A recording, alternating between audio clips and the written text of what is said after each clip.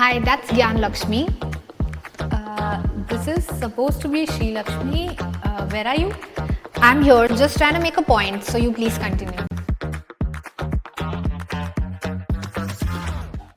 Okay, so today we are going to be talking about account abstraction. What is account abstraction? Account abstraction is actually a concept where more complex details of the blockchain accounts are hidden away from the user, allowing them to experience seamless interaction with blockchain. Just like now, even when I'm not present in the video, you can still hear the important information. So lame. Okay, should we get back to the basics now? Sure. Let's start with the first word in the account abstraction, that is accounts. Could you tell us a bit about what are accounts? Sure. So accounts are your identity in the blockchain space. They are actually built on something called cryptography. Accounts let you interact in the blockchain space. So this means that, for example, every time you come in, you create a wallet. That is the identity of yours in the Web3 ecosystem. So every time you come into, you create a wallet, you know that you get like some mnemonics that you store separately, which are like 12 words or 14 words or whatever. And you need to keep them safe, like you can't lose them. And if you lose them, that means your wallet is like gone. So your wallet here is the account that you are creating. But why do we need to have these private keys or mnemonics? And like, it's so hard, like if you lose them, it's gone. So why it's so complicated? Yeah, so before understanding why is this required, let's understand how an account is generated, and that will help you realize when you lose your private key, actually what happens. So when an account is created in blockchain, there are two keys associated with that account, which creates the account itself. So you have one key, which is called as the public key, and another key, which is called as the private key. So the public key is like your bank account number, which is public. You give that account to receive funds from others, like how you keep asking me for money all the time. Now, the private key is your password, right? Which secures your account, like how you have your bank password. Now, mnemonics, which you spoke about, which you are seemingly very irritated about, are the ones that actually secure your private key. So your mnemonics can be 12 words, 24 words, or 48 words even, depending on the algorithm that you're using to generate them. Now, the problem with traditional accounts and why most people are frustrated with these accounts is that if you lose your mnemonic, which is a bunch of different words, or your private key, which is a file that nobody really understands, you lose all of your funds on blockchain. Imagine having millions of dollars in crypto and not being able to access them just because you lost, a small file. That can be super irritating and annoying. But this is where account abstraction can actually come in and solve the problem. So basically, you're trying to say that we don't really need to do this whole wallet thing, and any user who is even not aware of like blockchain or what decentralized wallets are can actually come in and like interact with any applications. Yeah, so even if you have a social media account, you can just use that to log in into a Web3 application today, and you can start using the application if that application supports account abstraction. Now, what happens at the backend, right? Just like how we sign in with Google or Twitter, to an application, and then we start using the application, you can do the same with Web3 applications as well. And in the backend, there is a smart account that is being created for you. Smart accounts are different from traditional accounts because smart accounts are pieces of code that are deployed on blockchain, also known as smart contracts. And because these are pieces of code, what you can do is you can add different functionalities to this piece of code apart from the traditional account functionality. Like with accounts, you store funds in an account, you transfer funds from one wallet or one account to another, you sign messages to perform transactions via an account.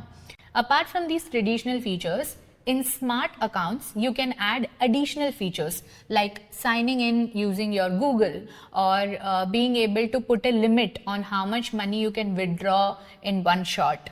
right? Or you can also have features like making that account a safe right from the beginning, where multiple people can, pool their savings, withdraw it after a period of time. So now you have a plethora of different things that you can do with your smart account, and users don't have to worry about, dealing with mnemonics or private keys, etc.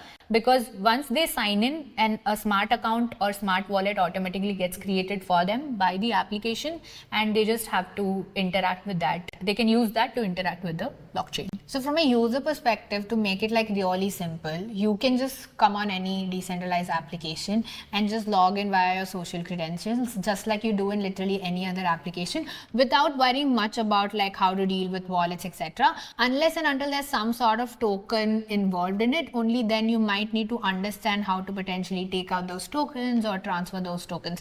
But until then, let's say for a game, etc., unless and until there are like elements or NFTs involved, you can just go and log in via your social login and do your thing with ease. Yep, that's exactly what it is. So you don't have to worry about, unless you have to take out the tokens into another wallet of your choice, which then requires you to, create a separate account, etc. And it also depends on the different blockchains as to, the SDKs that you're using, etc. But yeah, you are right. The crux of it is that it is possible to have as user friendly as possible of an application with the help of account abstraction. Got it. But like that, let's say L1s like Ethereum, they don't have account abstraction that's inbuilt, right? You need to use like external SDKs. One of the very popular ones, which is by an Indian founder, is Bioeconomy, and they have like made a big name in the account abstraction space.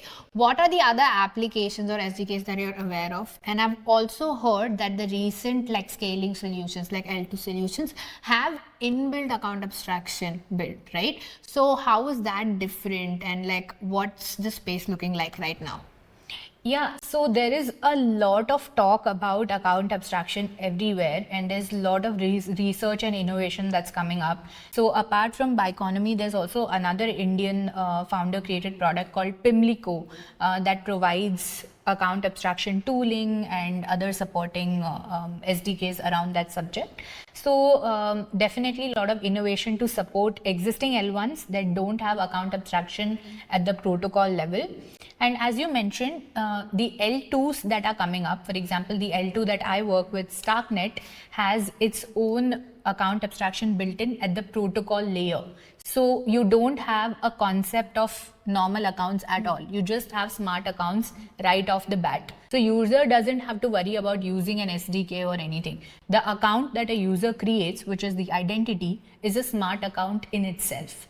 And there are so many applications that we can build these days using smart accounts, right? You can have any and every feature that you can think of from a traditional perspective. You can build a safe, you can build like an SIP kind of account, and even a passkey login, right? So if you have noticed recently, Google has transitioned from your normal OTP based 2FAs to trying to enforce everyone to use passkeys, which means you just use your biometrics and log into your Google, right? Now this passkey, which uses biometrics and just one click sign in kind of thing, you can also bring into Web3 by using account abstraction. So just so many innovative things that you could do, and bring in a lot of more users that don't have to worry about the intricacies of Web3 or blockchain while interacting with applications. I've heard about passkeys, and I know that they're probably like the next step, like one step